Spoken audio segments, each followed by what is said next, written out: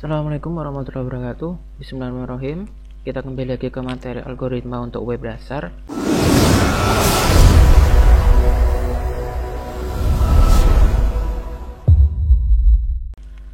Ini file yang sama seperti kemarin, dan ini memang file yang kita gunakan kemarin baik untuk CSS nya maupun untuk HTML nya.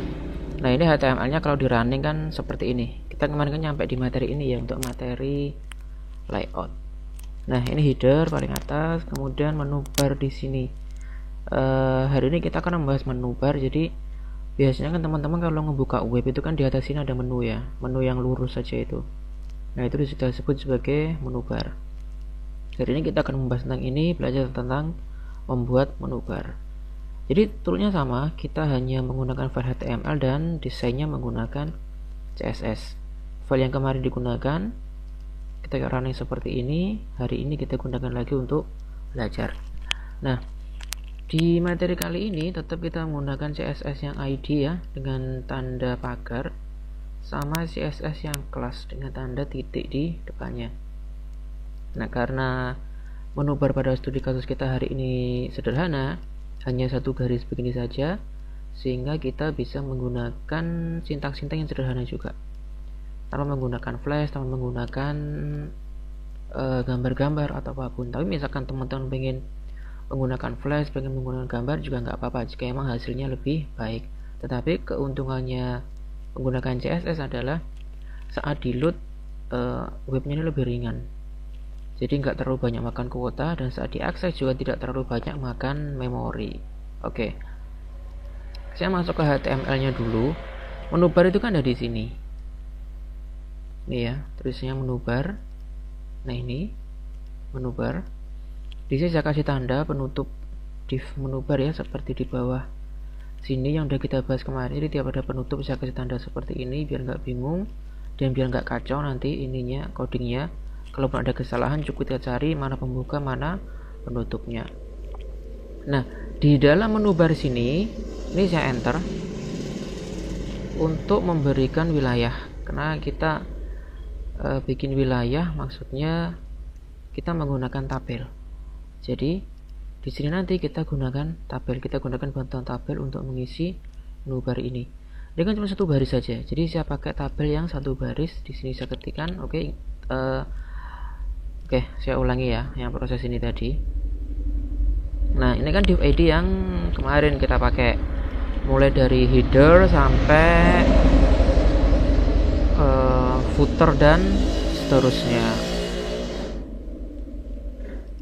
Nah, ini tadi. Kemudian di dalam menu bar ini,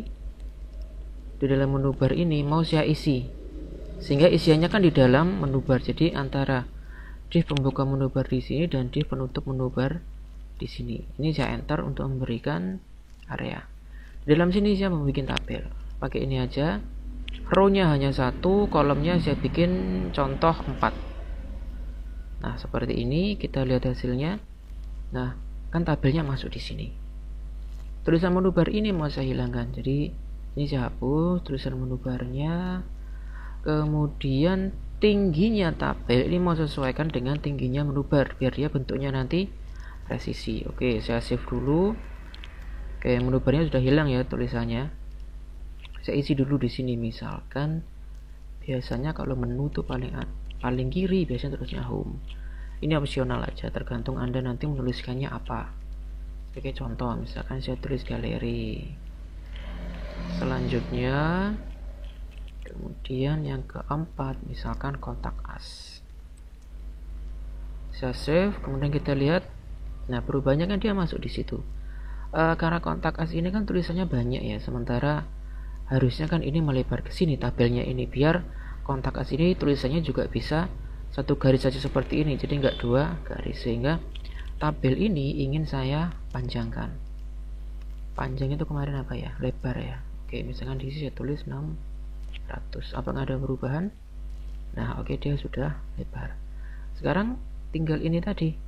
Ini tabelnya masih tipis, sementara area menu bar ini masih banyak, baik atas maupun bawahnya tabel. Kita maintenance dulu tabelnya biar dia presisi. Di sini tulisannya pertama saya tengahkan. Lihat aja di sini TD spasi. Bisa Anda tulis di sini menggunakan sintak P, misalkan P begini, boleh.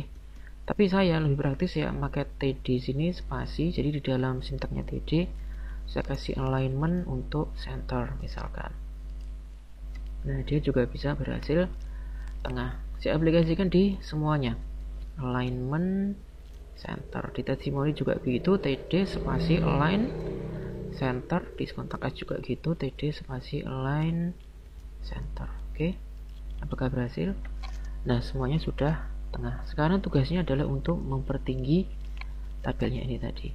Mempertinggi tabel bisa menggunakan fitur height sebenarnya, tapi kita coba dulu menggunakan cell padding namanya. Saya tulis angkanya 5. Nah, cell padding itu adalah untuk memberikan jarak antara tulisan ini dengan bordernya tabel. Saya tambah lagi, misalkan cell paddingnya jadi 7. Nah, jaraknya lebih tinggi lagi sampai sini. Kira-kira nanti berapa? Coba misalkan saya kasih 11. Nah, kurang sedikit lagi, misalkan 12. Oke, udah presisi ya. Macam cell padding tadi. Jadi tulisannya di sini, padding itu yang area-area di sekitar tulisan sampai di border ini tadi. Kalau menggunakan menu height atau tingginya tabel, bisa jadi ini nanti tulisannya itu ada di pojok sini atau di atas sini kalau udah dikasih alignment. Dia tidak bisa merata di tengah. Sementara menu, kalau kita pilih menu kan inginnya menu itu ratanya di tengah seperti ini. Oke, sudah. Kemudian tabelnya saya kasih bordernya 0. Bordernya jangan dihapus ya, sintak bordernya, tapi kasih aja entry-nya 0. Oke, sudah terasa nggak ada apa-apa di sini, padahal ini adalah sebuah tabel. Saatnya kita masuk ke CSS-nya. Oke, ini sudah maintenance no tabel. Kemudian kita masuk ke desain. Saya tulis di paling bawah sini, misalkan pakai kelas menu garis, karena kan hanya satu garis saja di atas. Misalkan saya pakai fontnya, font size-nya saya perbesar jadi 18 misal. Kemudian fontnya bukan style ya, kalau mau di boldkan itu font weight saya kasih langsung di bold biar dia tulisannya tebal. Kemudian font colornya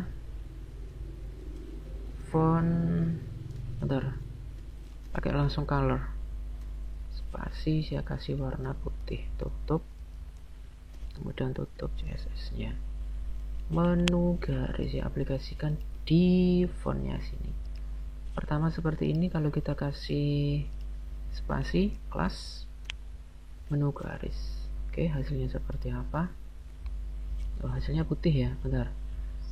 Putih fontnya, oke lah, enggak apa-apa. Fontnya putih. Ini kan menu bar area ya. Menu bar areanya warnanya kuning. Karyanya kok nggak oke ya, warnanya putih. Oke, fontnya saya kasih font colornya kuning, misalkan saya kasih merah aja dulu. Jadi colornya ini saya ganti merah. Nah ini hasilnya. Oke, merahnya sudah masuk. Tinggal kita mengaplikasikan div class ke semua menu. Nah, ini tadi tinggal TD align center. Nah, center ini kita spasi, tinggal tambahkan kelas menu garis.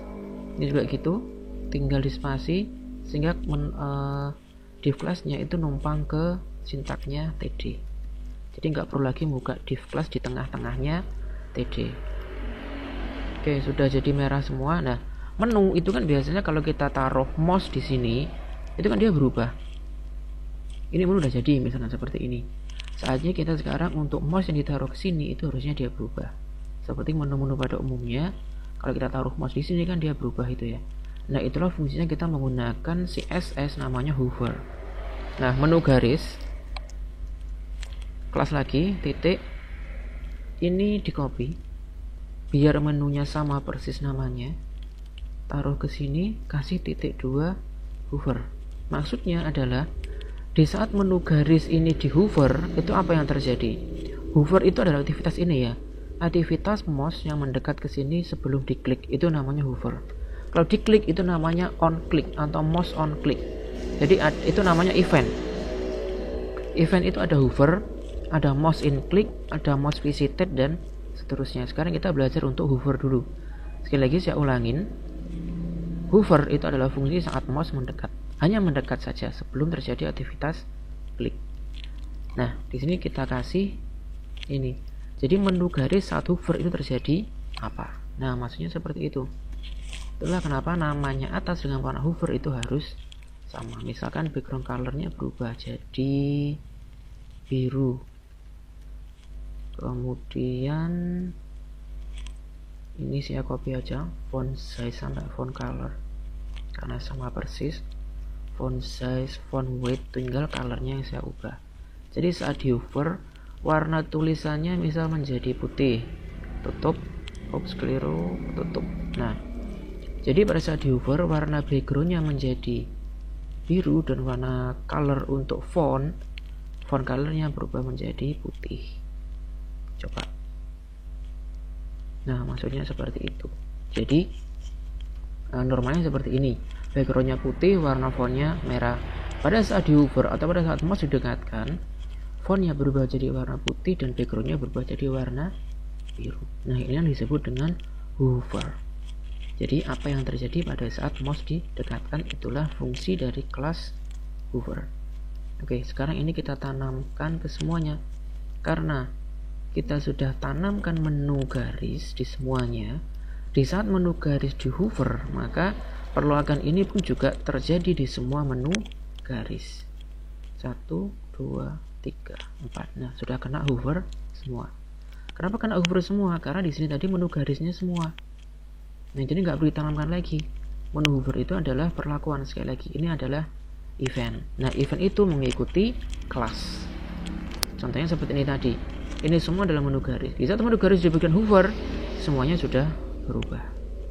Nah, misalkan ini kan ada background kecil kuning ini mengganggu.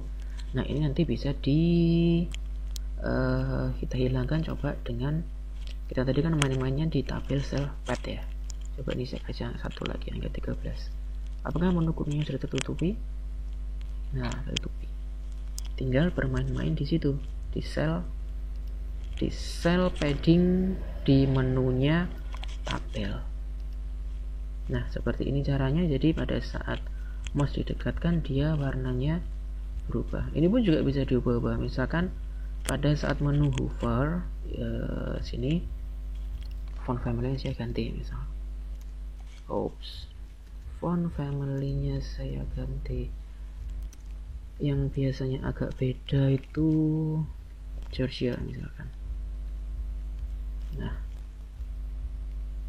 kelihatan bedanya? Ini seperti ini, ini seperti ini.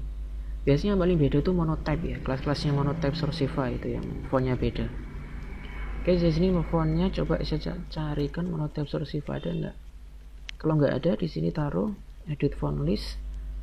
Di sini M, kita cari KLMN M. Nah, ini dia monotype Sourcify. Oke, kita taruh ke sini. Nah, dia masuk ke sini, otomatis dia juga masuk ke atas sini. Tinggal di OK. Kita panggil lagi. Nah, itu paling bawah muncul. Oke, Ctrl S F5. Nah, pada saat posisi diam seperti ini, pada saat mouse kita dekatkan, fontnya juga ikut berubah font family-nya. Nah, ini selera saja sih bagaimana nanti Anda mengubah-ubah desain web Anda sesuai dengan skenario pembangunan software tersebut. Oke, ini sangat mudah, saya kira sangat simpel. Jadi untuk membuat menu yang satu baris seperti ini cukup kita menggunakan bantuan tabel. Agar tabel nggak kelihatan seperti biasa, kita kasih bordernya 0. Tapi sintak bordernya jangan dihapus, biar sewaktu-waktu kalau kita perlu lagi sintak border ini nggak perlu diketik ulang, nggak perlu cari-cari lagi, cukup dientrikan angka 0. Kemudian untuk hovernya seperti ini, gunakan div class ya. Gunakan div class, baru kemudian eventnya adalah hover. Oke, ini adalah materi yang sangat mudah. Untuk next time kita akan membuat menu yang misalkan ini taruh, di bawahnya keluar menu yang lain, atau biasa disebut dengan drop down menu. Seperti itu dulu untuk perjumpaan kali ini. Terima kasih telah menonton video ini. Subscribe channel ini Baca Live Indonesia. Silahkan share video ini jika bermanfaat untuk teman-teman Anda yang lain. Terima kasih. Wassalamualaikum warahmatullahi wabarakatuh.